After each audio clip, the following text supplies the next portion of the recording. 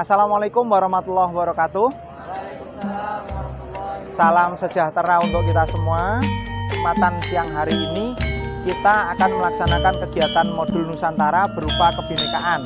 Kita siang hari ini akan melaksanakan kegiatan kebinekaan di wilayah masjid dan makam di Menara Kudus, ya. Itu ikonik di Kabupaten Kudus dan itu merupakan sejarah letak berdirinya pertama kali Kabupaten Kudus didirikan. Maaf, mungkin saya tidak muslim kok diajak ke sana dan lain-lain. Justru kita akan belajar tentang toleransi yang ada di sana, ketemu dengan narasumber kalau nanti tidak berhalangan. Tapi kalau nanti berhalangan berarti akan saya jelaskan sendiri di sana sambil wawancara. Kita melihat kalau di tempat Anda mungkin tidak ada dan di situ mungkin ada kegiatan-kegiatan yang itu mungkin Anda anggap itu aneh, ya itulah keberagaman. Ya, misalnya ada yang suka ziarah, ada yang suka berdoa di atas pusara makam dan lain sebagainya. Itu mungkin perbedaan antara mungkin umat Kristiani dengan umat Muslim, dan itu menjadi sebuah, kalau di ilmu psikologi kita pelajari yang namanya sugesti. Ya, kalau sudah kaitannya dengan sugesti seseorang itu biasanya ya mereka yakin-yakin saja. Agar kita nanti kegiatannya lancar, kita berdoa terlebih dahulu sesuai dengan agama dan keyakinan masing-masing. Berdoa dipersilahkan. Berdoa selesai.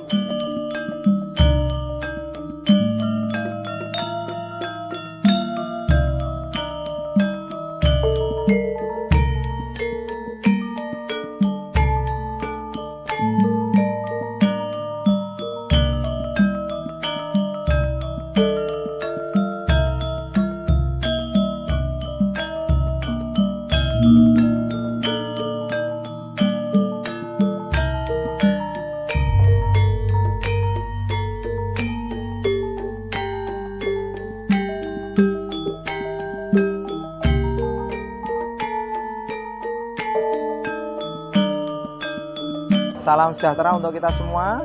Om Swastiastu, Namo Buddhaya, salam kebajikan, Rahayu. Kawan-kawan semua peserta modul Nusantara Angkatan 3. Tibalah saatnya kita akan melaksanakan kebinekaan yang pertama. Terkait dengan kita akan belajar tentang perilaku bagus dari sisi karakter, identitas, dan sosial yang dilakukan oleh pendiri Kota Kudus, yaitu Raden Djafar Shottik. Nah, kebetulan beliau makamnya ada di belakang sini. Kalau yang muslim mungkin sudah tidak asing lagi untuk berziarah ataupun mengunjungi makam para aulia ataupun orang yang dianggap sesepuh atau orang yang dianggap sebagai pendiri sebuah kota, ya. Dulu Kudus itu belum bernama Kudus, tapi namanya adalah Tajuk. Ketika kedatangan beliau kembali lagi ke Pulau Jawa ini setelah dari Palestina, itu membawa oleh-oleh dari raja sana berupa batu, diletakkan di sini. Maka hanya ada satu di dunia ini yang artinya itu suci atau bersih, itu adalah Kota Kudus.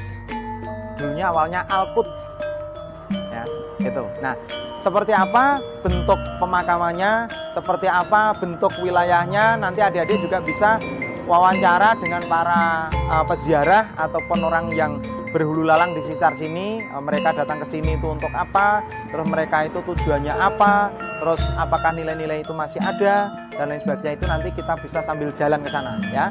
Tapi metodenya seperti ini terlebih dahulu, ya. Nanti saya juga akan menjelaskan. Raden Djafar Shottik, Sunan Kudus itu ketika berdakwah itu dari sisi sosial itu sangat menghargai. Contoh, adik-adik kalau makan bakso tadi itu pasti masih daging sapi, tapi sapi itu tidak boleh disembelih di Kabupaten Kudus. Karena menghargai di waktu itu pemeluk agama Hindu itu kan menganggap sapi itu sebagai dewa.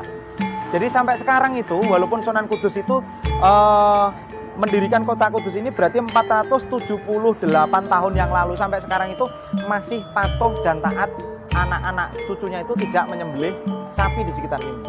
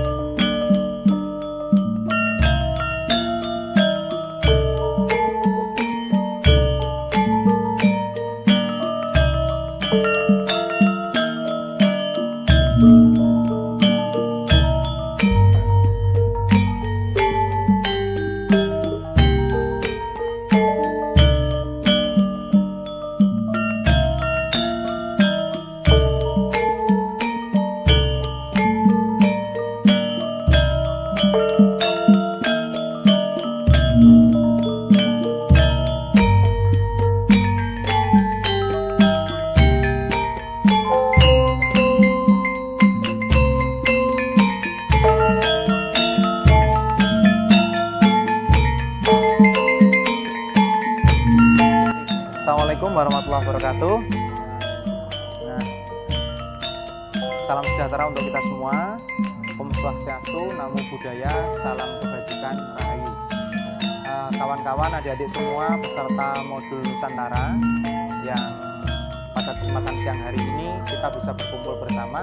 Kita akan melanjutkan pembahasan kita yang tadi sempat terputus karena ada yang melaksanakan sholat.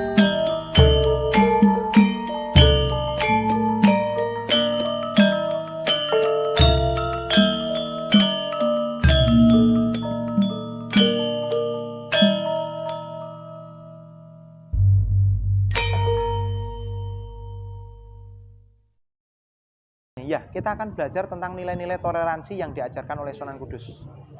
Apa itu nilai-nilai toleransinya? Satu diantaranya, dari lihat jenis dan bentuk bangunannya, ini mungkin teman-teman yang dari luar Jawa itu akan terkaget-kaget.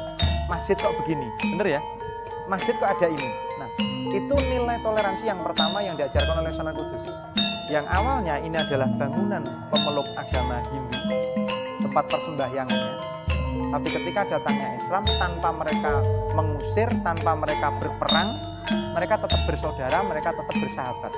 Dan ketika orang Hindunya itu pemeluknya semakin berkurang pun, orang Islam tidak serta-merta menghancurkan semua, malah diabadikan agar bisa sebagai sejarah.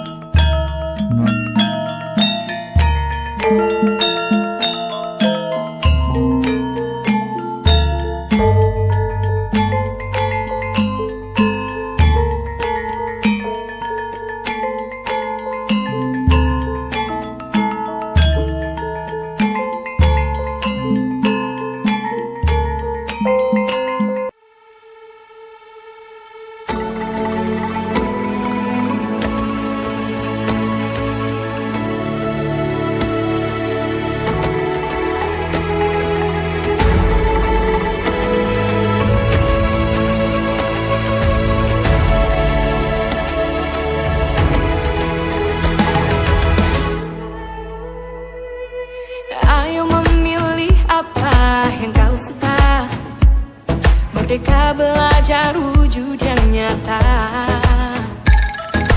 Raih mimpimu juga Universitas Indonesia. Profil pelajar Pancasila tanamkan di dalam dada. Profil pelajar Pancasila.